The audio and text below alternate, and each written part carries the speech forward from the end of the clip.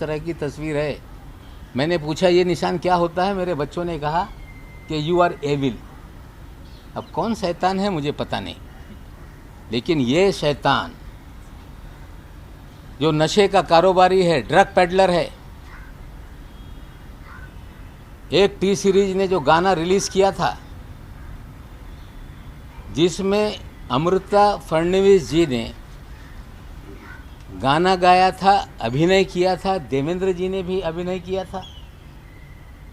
उस समय के जो महाराष्ट्र के फाइनेंस मिनिस्टर थे मुनगंटीवार साहब ने भी उसमें अभिनय करने का काम किया था। ये कहता है ना कि हमसे कब मिले हम नहीं जानते, फिर बचाव करेंगे कि मुझे मालूम नहीं था ये कौन आदमी फाइनेंशियल हेड बन गया। लेकिन देवेंद्र जी के जयदीप राणा के रिश्ते बहुत घनिष्ठ थे। एक तस्वीर और डालता हूँ कि गणपति देवेंद्र जी के घर पे है या जयदीप राणा के घर पे मुझे पता नहीं, लेकिन गणपति दर्शन के लिए देवेंद्र फडणवीस, जयदीप राणा ये साथ में है। इसकी तस्वीर मैं रिलीज़ करता हूँ। ये सिर्फ मामला इतना ही नहीं, मामला महाराष्ट्र में ड्रग के बड़े कारोबार का है।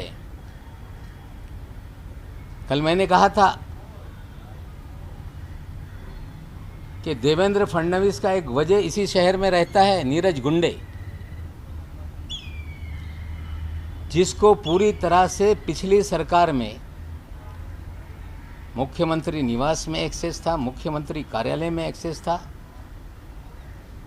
सारे अधिकारियों के चैम्बर में एक्सेस था, सारे पुलिस के ट्रांसफ़र वो तय करता था, ब्यूरोक्रेसी की ट्रांसफ़र वो तय करता था, और पूरी तरह से उगाही उसी के जरिए महाराष्ट्र में की जाती थी।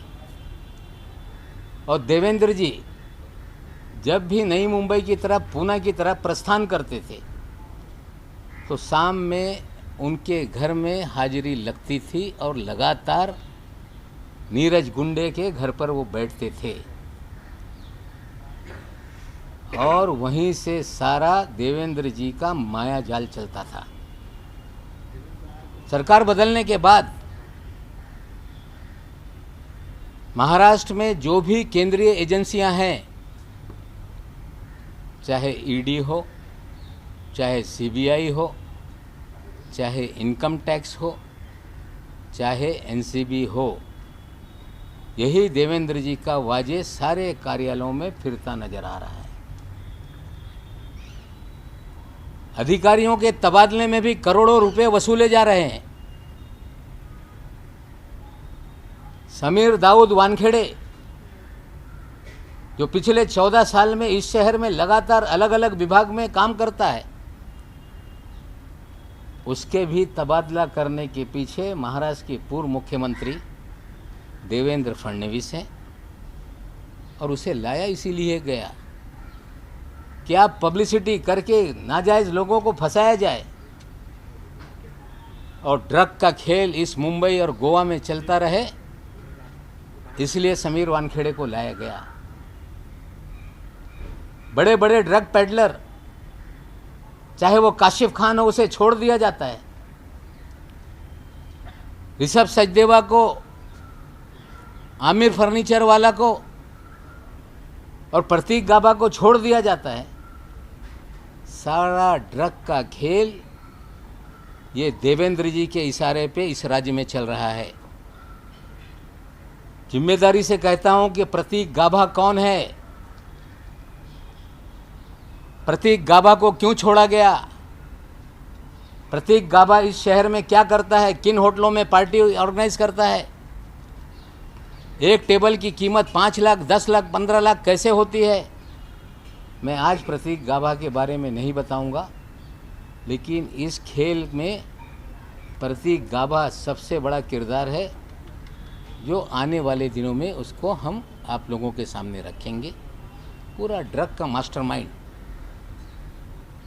ड्रग के खेल का मास्टरमाइंड हमें लगता है महाराष्ट्र का पूर्व मुख्यमंत्री है क्या, ये सवाल हमारे दिमाग में खड़ा हो रहा है। क्यों नीरज गुंडे जाकर बैठता है, क्यों बीजेपी के लोग छूट जाते हैं और ये कह देना कि मेरा कोई संबंध नहीं, यही कहेंगे कि हमें पता नहीं था, पता था। आपके नाक के नीचे ड्रग का धंधा चलता रहा। कई ऐसी तस्वीरें हम आगे लाएंगे जो ड्रग पेडलर हैं, जो भारतीय जनता पार्टी में हैं थे, वो सारी चीज़ों को धीरे धीरे खोलेंगे। आपके मन में कोई सवाल होगा तो उसका मैं जवाब देने के लिए तैयार हूँ। सर, आप डायरेक्टली नाम बोल रहे हैं कि देवेंद्र फडणवीस ड्रग्स का काम करते थे, उनकी शाह पे सब कुछ हो रहा है। उनके संरक्षण में ड्रग का धंधा चल रहा है, चल रहा था। जिस तरह से जयदीप राणा की तस्वीरें आई, ये योगा योग नहीं कि वो उनके गाने का फाइनेंशियल हेड है, उसके बाद भी उनकी घनिष्ठता एक उनके घर की तस्वीर से दिखती है। जो देवेंद्र जी का वजह है, वो लगातार एनसीबी ऑफिस में बैठता है। पूरा ड्रग का खेल कहीं ना कहीं देवेंद्र जी के आशीर्वाद से महाराष्ट्र में चल रहा है, चल रहा था, ये स्पष्ट है।